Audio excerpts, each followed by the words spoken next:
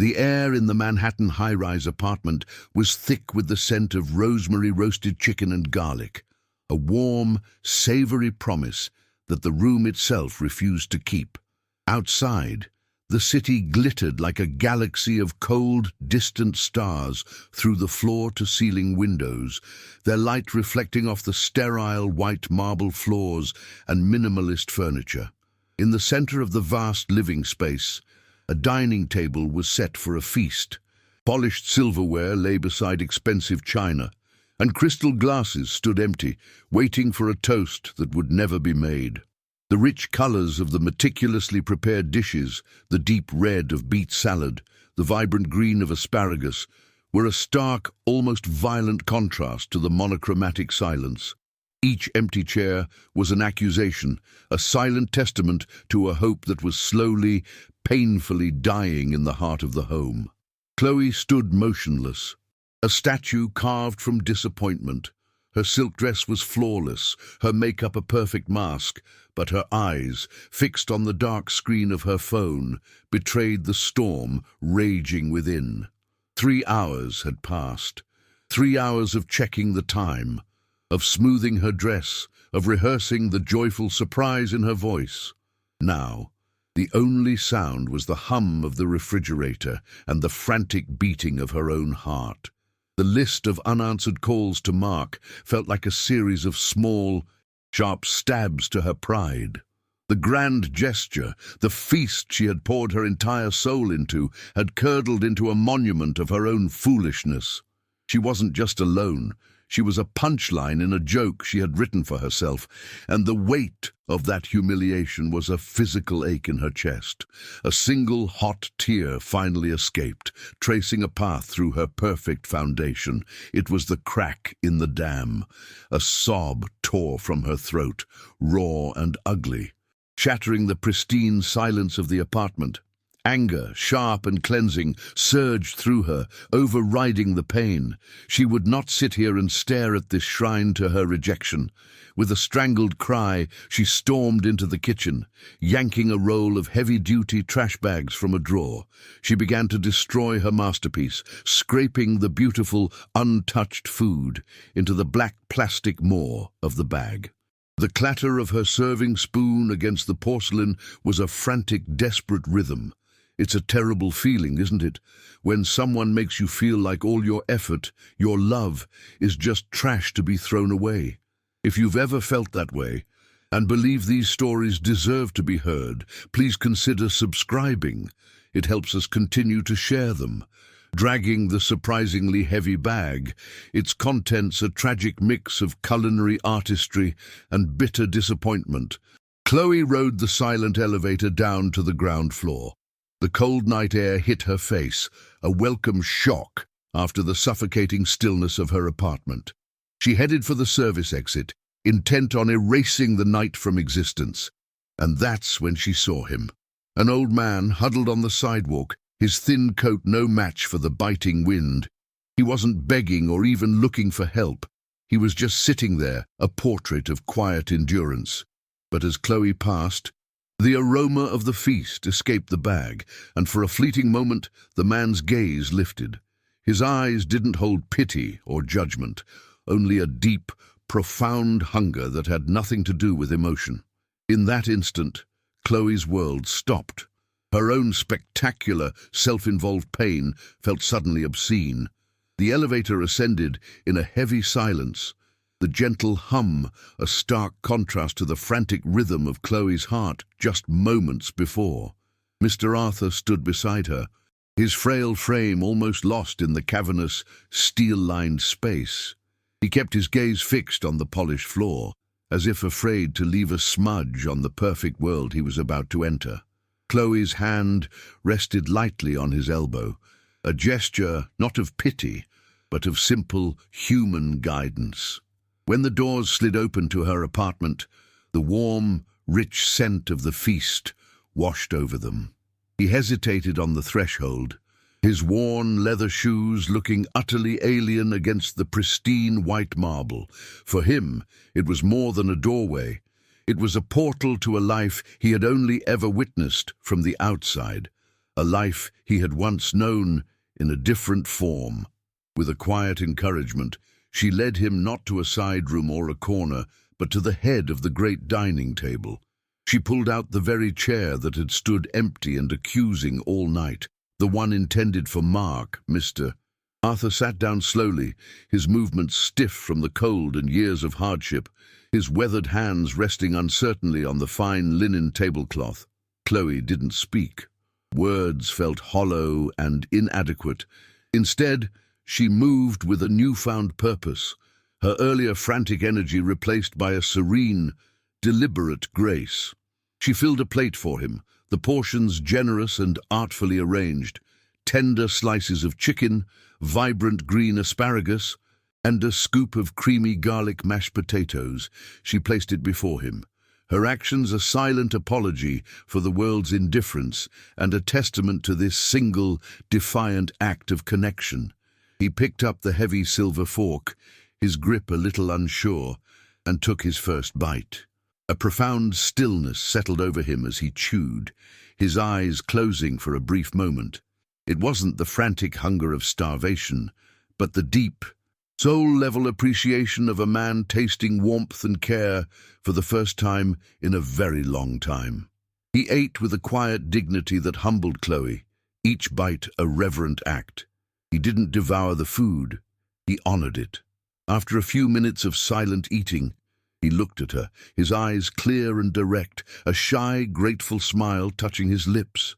"My wife," he said, his voice raspy from disuse, "she used to make chicken like this, with rosemary from her garden."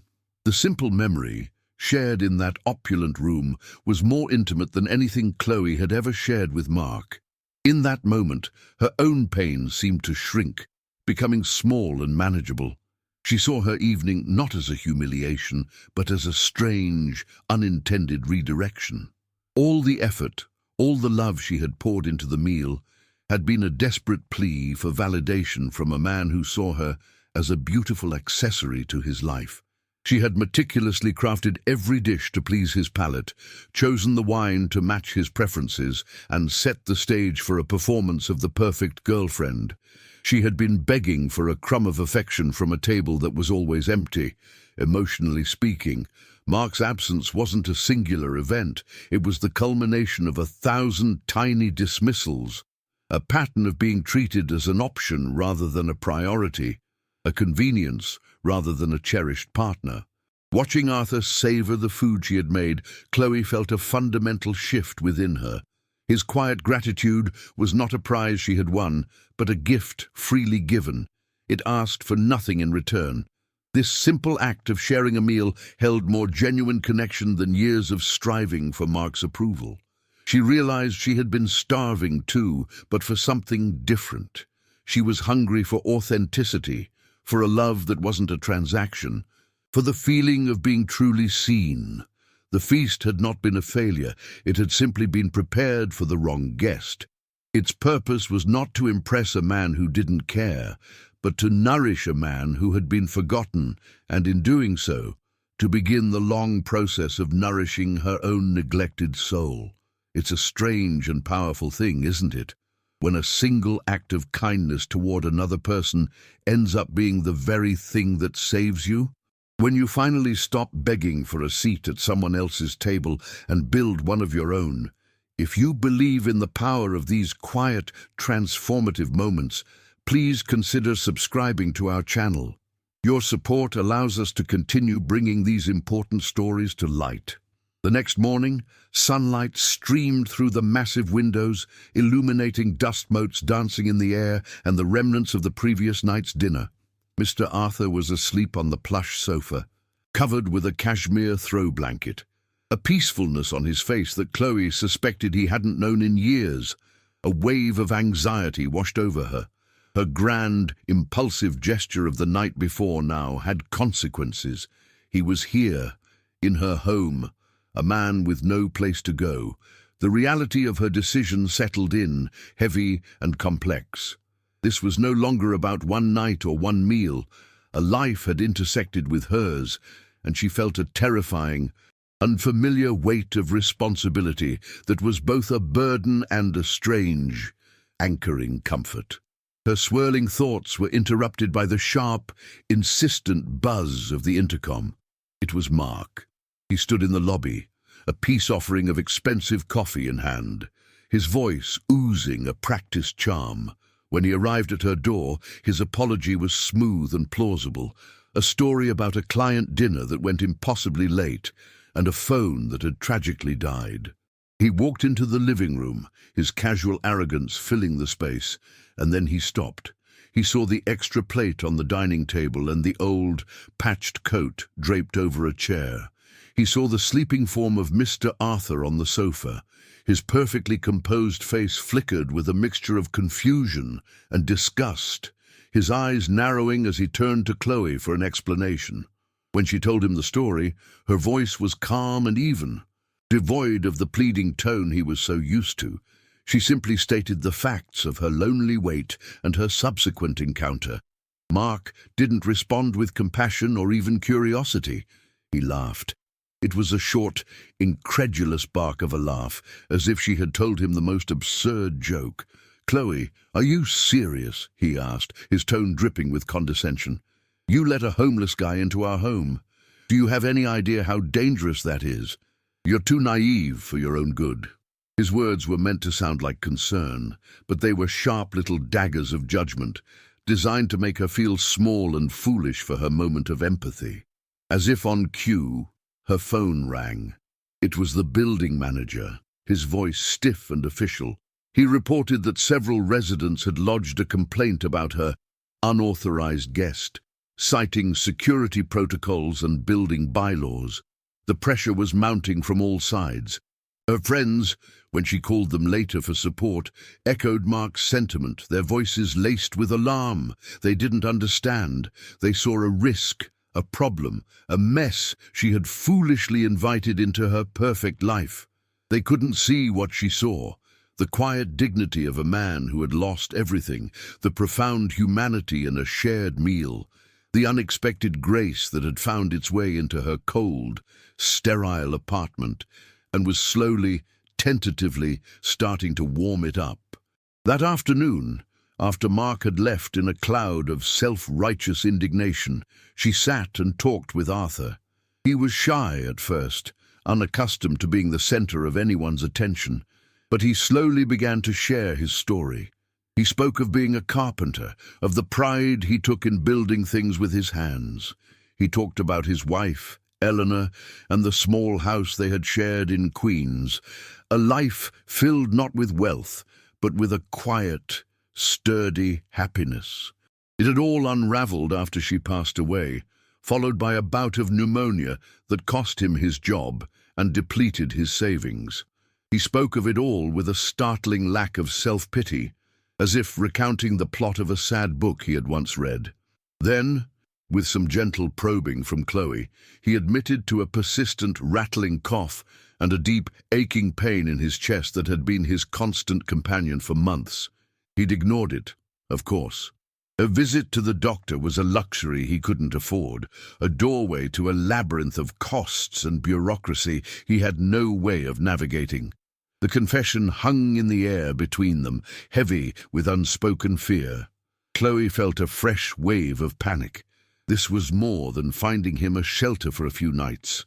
This was a matter of life and death. The problem was so much bigger than her.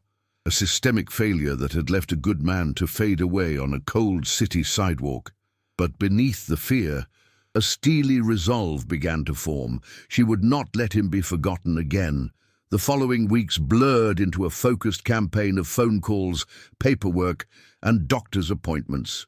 Chloe's minimalist apartment, once a sterile showcase for a life that wasn't truly hers, transformed into a cluttered but vibrant command center. Medical journals and insurance forms replaced fashion magazines on the coffee table. The hum of the refrigerator was now accompanied by the gentle rhythm of her fingers on a keyboard as she navigated the labyrinth of social services.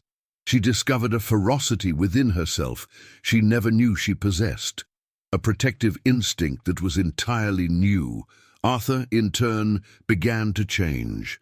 With proper medication, warm meals, and the simple security of a safe place to sleep, a light returned to his eyes. He was wearing a new set of clothes Chloe had bought for him, and the weary lines on his face seemed to soften. He was no longer a symbol of her impulsive kindness, but a friend, a quiet companion in her now purposeful days. It was into this new, focused world that Mark reappeared, a ghost from a past she had already begun to shed. He arrived unannounced, holding a bouquet of lilies so large it was obscene, his smile as polished and insincere as ever. He saw the changes in the apartment, the stacks of papers, the unfamiliar men's coat by the door, and his expression tightened. He launched into a well-rehearsed monologue of regret, promising he had changed, that he understood now. Then, reaching into his pocket, he produced a small velvet box. He knelt, the gesture theatrical and hollow, and opened it to reveal a diamond ring that glittered with a cold, desperate fire. "Marry me, Chloe," he said, his voice laced with the manufactured emotion of a man playing his final card. "Or let me make it all up to you. Let's go back to how things were." Chloe looked from the blinding diamond to Mark's expectant face, and for the first time she felt nothing. No flutter of hope, no sting of anxiety, just a profound and peaceful clarity. She didn't ask him to stand. She simply shook her head, a small, definitive movement. "No, Mark," she said, her voice calm and even, a stark contrast to the storm the ring was meant to quell. "I can't marry you." He started to protest, to argue, but she held up a hand. "That night," she continued, her gaze unwavering, "I spent hours setting a table for the man who left me starving for affection, only to end up feeding someone who taught me what real hunger is. I was so desperate for a place at your table, I didn't realize I could build my own." A wave of disbelief, followed by a surge of wounded pride, washed over Mark's face. He stood up abruptly, the velvet box still open in his hand. "You're throwing us away for a homeless man," he spat, the words dripping with the same condescension she had once mistaken for concern. "Have you lost your mind? I'm offering you a future, a life, and you're choosing this charity case." He gestured vaguely toward the bedroom where Arthur was resting. He still didn't understand. He saw it as a choice between two men, a competition he had inexplicably lost. He couldn't grasp that the choice had nothing to do with him or Arthur. It was a choice Chloe was making for herself, a declaration of her own worth that required no external validation. "That seat at the table isn't empty anymore, Mark," she said softly, finally looking at the ring. "I've filled it, not with someone else, but with myself. I'm not the person you left here that night." She was waiting for her life to begin. "I've already started mine." The finality in her tone left no room for argument. He stared at her for a long moment, the ring in his hand suddenly looking like a cheap prop. He snapped the box shut, the sound echoing in the quiet room, and turned and walked out without another word. The heavy click of the apartment door closing behind him wasn't an ending. It was a beginning. A deep, cleansing breath filled Chloe's lungs. The air in her own home finally, truly, feeling like hers to breathe. The months that followed were a testament to Chloe's newfound resolve. She channeled the same meticulous energy she once used for party planning into navigating the city's daunting social services system. Her skills as an architect proved invaluable. She was a master of logistics, a persuasive negotiator, and a relentless problem solver. She didn't just find Arthur a shelter. She found him a small, sunlit apartment in a supportive living community for seniors. She secured him comprehensive medical care, sitting with him through long appointments and deciphering complex insurance paperwork. With each form she filled out and every call she made, she was not just rebuilding a life for Arthur, she was deconstructing the old version of herself. The one who believed her worth was measured by the attention of a man who couldn't even be bothered to answer his phone. The idea came to her one evening as she watched a catering truck discard trays of perfect, untouched food after an event across the street. It was a spark of righteous anger that quickly ignited into a full-blown plan. She called it the Shared Feast. Using her professional network and sheer force of will, she began connecting high-end restaurants and event caterers with local shelters and community centers. Her once sterile apartment became the project's first headquarters. The vast, white marble island now covered not with ingredients for one man's dinner, but with laptops, schedules, and delivery routes.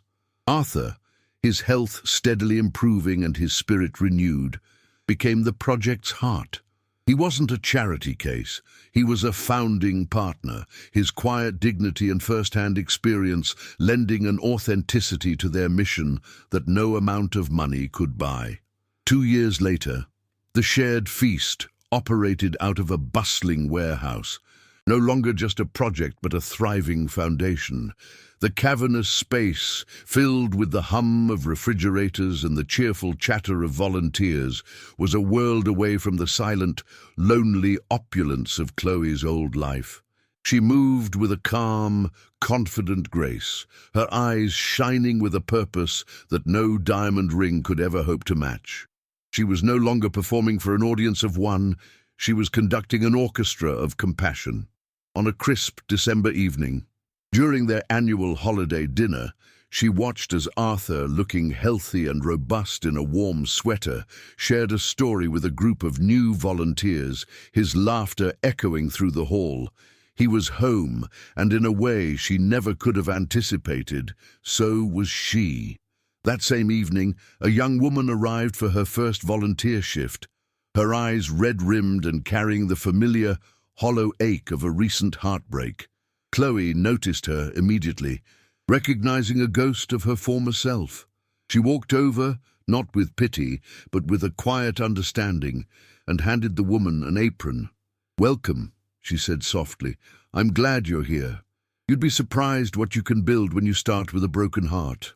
It's a powerful lesson, realizing that our deepest pain can become the very foundation of our purpose. Thank you for letting us share this journey with you. Subscribing to the channel ensures that more of these transformative stories can find the audience that needs to hear them.